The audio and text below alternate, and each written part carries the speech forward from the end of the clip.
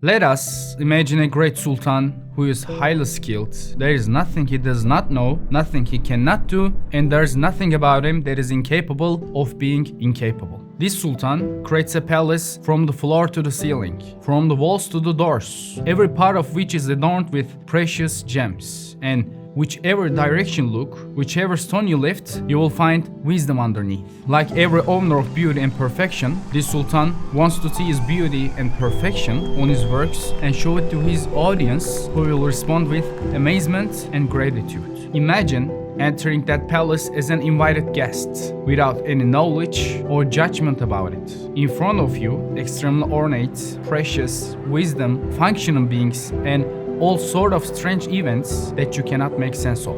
Although they don't have the knowledge, will, and power to do this. Everything works in harmony and cooperation with each other, like the cogs of a factory, and creates miraculous works without any work interfering with any other work. In the palace, there are all kinds of guests and servants like you, each with different needs, desires, tastes, and abilities. But the palace works in such a way that, with a few exceptions, the needs, desires, and pleasures of each of them are met from unexpected sources and at unexpected times. And each of them is directed to a suitable field where they can develop their talents and advance. And not even the smallest thing is wasted. But there is something strange.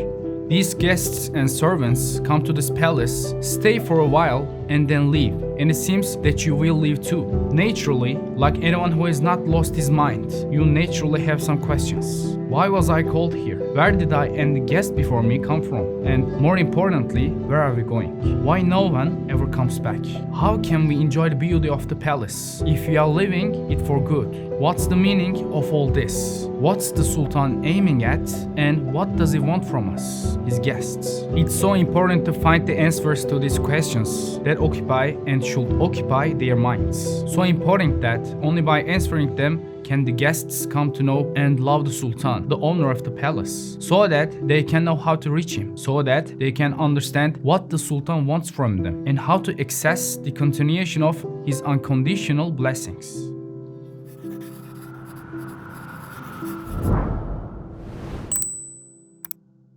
The fact that compassionate and merciful sultan, who grants unconditional blessings to all his guests, fulfills almost all their requests in an unexpected way, responds to even the smallest of their needs, and doesn't leave unanswered even a silent cry, even the rumbling of their tiny stomachs, but doesn't solve the problem of the highest and most important of his guests, which is a great and important problem and perhaps the greatest need. It's inconceivable that he would not solve this problem, which depressed them, prevented them from enjoying the delicacies of the palace because of the thought that it would not continue. And even more bitter, the fact that he did not grant them any grace at all, that he would grant them a taste and not give them the continuation, which could perhaps cause them to hate the sultan, and that he would not inform them of the secrets behind these events. To accept such a thing is to deny the sultan's works and deeds before our eyes, his wisdom and mercy. Of course, that great sultan who built this palace in such an ornate and precious way, protected it and operated it with wisdom from moment to moment. He will send a guide, a teacher, a master who understands the language and condition of those guests, who is even one of them, who will come to their aid,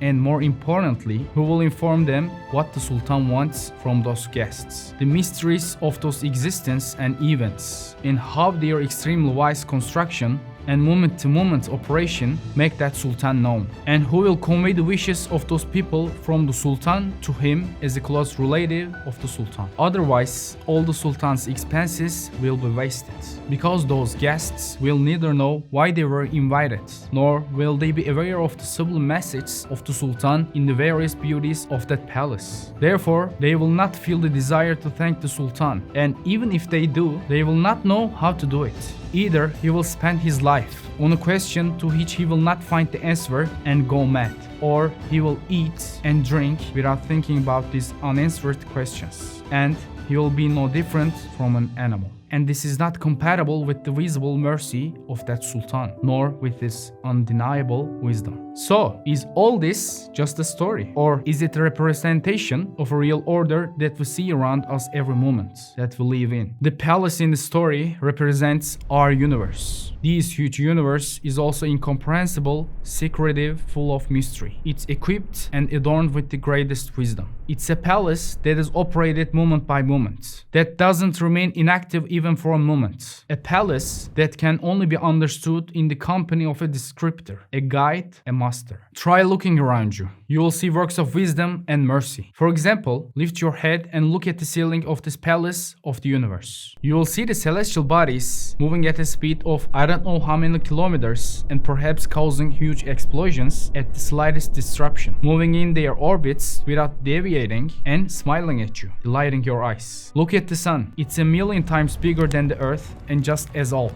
Every day, it needs perhaps as much fuel, wood, and coal as our earth to burn. But it has been burning for more than 1,000,000 years without any of these things. It serves as a warming stove and illuminating lamp for us. It provides us with the heat and light we need to survive, as if it recognizes us and knows our interests. Moreover, all celestial bodies of enormous mass, such as the sun, although moving at an incredible speed, make no noise and do not pollute the sky with their debris and trash. Come and look at the ground surface of this palace. Even the spring, which is only one of the hundreds of beauties of the ground, and the plants, which are the jewelry and ornaments of spring.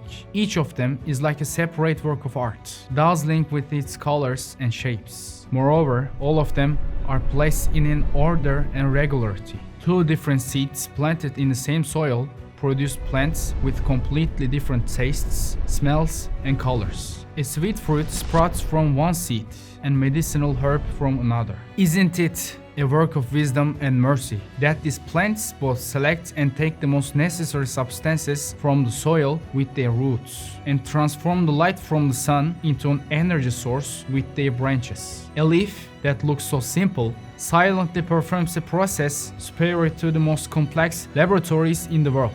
Thanks to this miracle called photosynthesis, it takes carbon dioxide from the air and converts it into oxygen, providing the air balance necessary for us to breathe. Plants are not only useful, but also aesthetic works of art. The scents, shapes, and colors of various flowers give peace to the souls of their rivers. And these beauties are a wise and merciful feast not only for us, but also for other creatures such as bees and butterflies. With the arrival of spring, millions of seeds awaken from the depths of the earth, sprout at the same time and begin to flourish in an orderly fashion, like a symphony, as if someone is telling them to wake up, and so on. For now, let us be content with this brief information about this wisdom, mercy, and beauty and return to our main topic. The palace of the universe contains countless activities full of wisdom, mercy, beauty, and secrets like this. So much so that it has not been finished and will not be finished even though it has been researched, thought about, and talked about for centuries. Of course, the Lord of the Worlds, who has made such unlimited expenditures in this palace and decorated it so much for his guests, will not only inform those guests of the wisdom of this unlimited expenditure in the universe that directly interests them and arouses their curiosity, but will also solve their biggest problems. He will also speak to his creatures as he makes his creatures speak, and he will also have requests from those guests as he fulfills even the smallest and simplest request of his guests. Otherwise, there will be no wisdom in inviting the guests there, and an unwise deed is unworthy of him, as we know from his extremely wise choices, even in the smallest things. Yes, an incomprehensible book without an instructor, it's just a meaningless piece of paper. Since the Sultan of the universe will speak to us, his guests, this is a necessity of his wisdom and mercy. Then, there are two obvious ways he can do this. Either he will speak personally, but not every human being is at a level that can handle and perceive his direct speech. Human beings were created this way for another reason. Or he will speak through his messengers, whom he has made close to himself. So, that the high words of the Sultan can be brought down to the level of other people and explained in their language and style in a way that they can understand. In addition to this, the Sultan's dignity will be fulfilled. That dignity is such that even the shadow of his shadow, which is found in people who are helpless and always in need of help, for example, in a sultan, doesn't allow those other than his relatives to enter his presence directly. He doesn't meet with everyone directly and personally, and so on. While the shadow of his shadow is like this, we shouldn't be surprised that we are at an infinite distance from Allah, the Almighty, who has the greatest of honors, and we don't speak to him directly, but hear his words through messengers. Of course, for an address, there is a necessity of wisdom and mercy, and that directly concerns humanity. The latter would be most correct and wise choice for both Allah and humanity. Well, okay, such a judicious and merciful Allah, whom he knows from his works and actions, will not stoop to such an unwise, absurd, and unmerciful act as leaving this palace of the universe without a guide, which means wasting it and not solving the biggest problem of his guests. He will inform his guests, whom he has invited to the palace, of the infinite expenses he has incurred in that palace, the wisdom of those expenses, the sublime messages underlying his compassion and mercy towards the guests, and how they will ensure the continuity of their enjoyment of the mercy they so desperately need through his messenger. So, who is this messenger? Who is the guide and teacher? How can we be sure that he has been sent by the Sultan of this palace of the universe? After all, anyone who realizes that such a palace needs a great guide can claim to be messenger and guide, and there have been those who have. Let us now take a look at one of those who claim to be messenger and guide sent by Allah, the most ambitious of them all, the Prophet Muhammad, peace be upon him. Let's go to him in our imagination, to the time of Asr al-Saadat and Jazira al-Arab. Let's take a little journey. Let's see if he was a real messenger or an impostor.